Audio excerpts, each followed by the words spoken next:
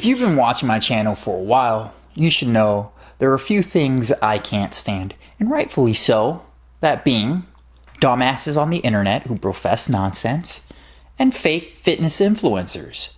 Great examples of people who profess nonsense would be someone like Joe Rogan, Christopher Walker, Dave Asprey, Swole Flake, also known as Swolenormous. Pretty much any professor who tries to appeal to the masses by giving good news about people's bad habits. And they also never support any of their claims with any real scientific evidence. They just blurt a bunch of shit out and at best refer to quack experts, some of those experts being professors themselves by the way, to support their bias. It must be stated that a professor must not be confused with a dimwit. Although professors sometimes drop down to the ranks of dimwits for mysterious reasons the universe may never know. But for the record, dimwits are the lowest of the lows, as you can see here by this lovely chart behind me. As you can see by this chart, you got regular people, little snowflakes and whatnot, and SJWs, whatever, professors, and you've got 50 tons of shit, and then below that, you got the dimwits. Then, of course, we've got the fake fitness influencers who openly admit or lie about taking steroids. If you ask me whether that individual is honest or not about their steroid use, it doesn't really matter, because when we're talking about real fitness, we're talking about being unnaturally enhanced. Hence, someone is automatically put into the category of fake fitness because the majority of that person's improvements or gains they have acquired while on gear in any fitness endeavor is because of their steroid use. It's a shortcut and it shouldn't be tolerated when we're discussing the topic of real fitness. And I know what some of you are thinking, oh well, he puts in a lot of work, the guy puts in a lot of work. That's not what I'm fucking talking about. I'm not talking about people putting in work. Okay, you could put in work without being on steroids. That's not what I'm talking about. The truth of the matter is you will never acquire the same type of gains or strength, physique, whatever, without taking the gear. Hence, you are not part of real fitness. Period. End of discussion. Put that in your pipe and fucking smoke it. Thank you very much. This seems to hurt people's feelings, especially when they are called out on their bullshit, just like Slapnuts here. Slapnuts here goes by the name of Marc Lobliner, and as you can see, he's on roids. Now don't get it twisted, ladies and gents.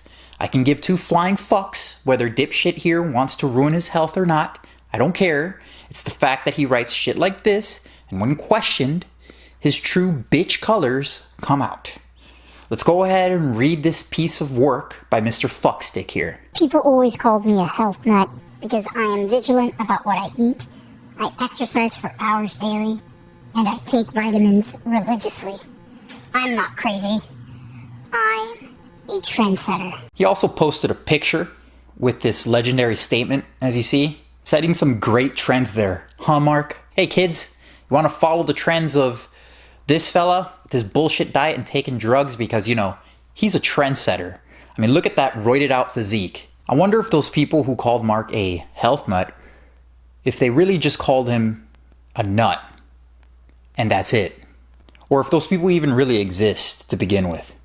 Well, it makes sense either way because he clearly states he's not crazy. He's just a trendsetter. I wonder what types of trends Mark is trying to set. Luckily enough for everyone though, his bark is much worse than his bite.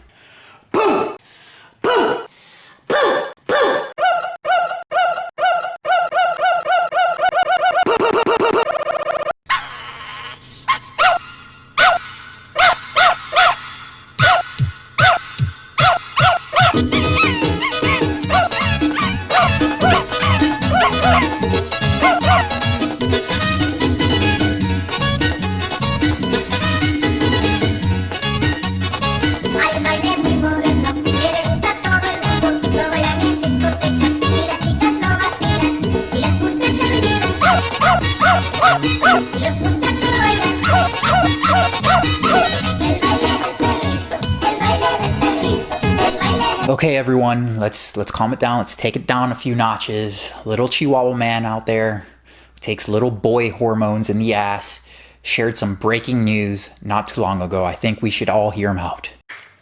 Red meat is actually good for you. The more I delve into studies, the more I realize a lot of the correlative studies done on red meat were done on people who eat red meat. And what does that mean? People who eat a big steak usually have a fully loaded baked potato on the side. Now, you've done it, Mark. Now it's on. You've earned the title.